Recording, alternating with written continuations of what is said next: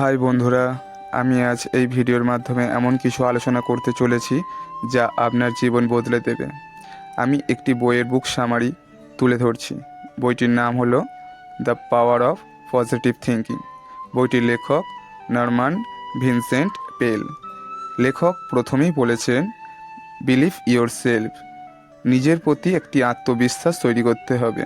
আপনি এই পৃথিবী যা কিছু চান সব কিছুই পেতে পারেন।